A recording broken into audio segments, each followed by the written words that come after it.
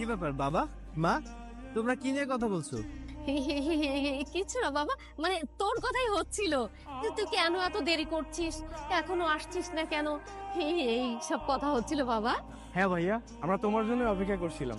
জানো, তোমার জন্য অপেক্ষা করতে করতে আমরা সকাল থেকে কিচ্ছু খাইনি। তুমি কখন আসবে, আমরা সবাই একসাথে মিলে খাবো। ও আচ্ছা, তাই নাকি? তারপর বলো তোমরা কেমন আছো? হ্যাঁ বাবা, ভালো আছি। কিরে জোয়েল, সে সকালবেলা আমাকে বাজারে পাঠালি মালা আনতে, এখনো কি এই মালা নিয়ে দাঁড়িয়ে থাকবো?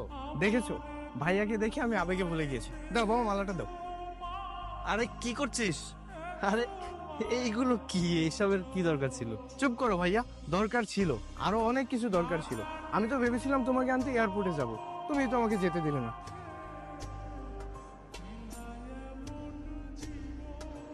বাবা তুই ভেতরে গিয়ে হাত মুখ ধুয়ে নে, আমি তোর খাবার দিচ্ছি। শুধু আমার জন্য খাবার বেড়ে দিবে কেন? তোমরাও তো না খেয়ে আছো, জুবাই তো বললো চলো আমরা একসাথে খাই। হ্যাঁ হ্যাঁ, আমরাও তো খাবো। তুই যা বাবা, ভেতরে যা। আচ্ছা ঠিক আছে মা, আমি ভিতরে যাচ্ছি।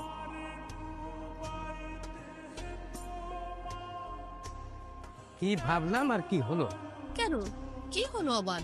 দেখলে না, ওর হাতে একটা মাত্র ব্যাগ। ভেবেছিলাম কত কত জিনিস নিয়ে আসবে, কিচ্ছুই হবে না। হ্যাঁ হ্যাঁ, আমিও তো সেটা দেখলাম যে লোকের ছেলেরা যখন বিদেশ থেকে আসে কতগুলা ব্যাগ ভরে নিয়ে জিনিসপত্র আনে, আর আমার ছেলেটা মাত্র একটা ব্যাগ নিয়ে আসছে। তাহলে কি আমাদের সব আশা ভরসা নিরাশ হয়ে যাবে? ছেলেটা তাহলে কি কোনো টাকা পয়সা আনেনি?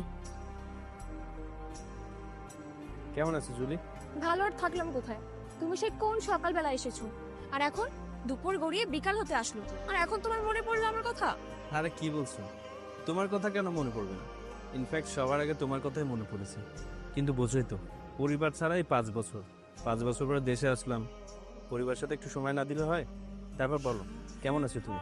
ভালো আছি, এখন আমি বেশিই ভালো আছি, কারণ আমার প্রিয় মানুষটাকে 5 বছর পর দেখছি। আমি ভালো থাকবো না?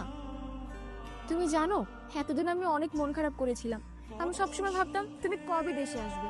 হ্যাঁ, আমি সেটা জানি। আর শুধু তুমি না, আমিও তোমার জন্য ঠিক এমনভাবে অপেক্ষা করছিলাম। আচ্ছা, তুমি আমার জন্য বিদেশ থেকে কি নিয়ে এসেছো? আমি কিন্তু আমার বান্ধবীদের বলে রেখেছি, আমার বয়ফ্রেন্ড আসছে 5 বছর পর, সে আমার জন্য অনেক গিফট নিয়ে আসবে। আসলে হয়েছে কি, হঠাৎ করে ছুটিটা হয়ে গেছে, আমি শপিং করার জন্য সময় পাইনি, তাই তোমার জন্য আর পরিবারের জন্য কিছুই আনতে পারিনি। আমার তো আসার কথা ছিল ঈদের পরে, হঠাৎ করে ছুটি হয়ে যায় আর এয়ার টিকিট হাতে ধরিয়ে দিয়েছে। আমি একদিন আগে জানতে পেরেছি যে কাল আমি দেশে আসবো, তোমার জন্য কিছুই আনতে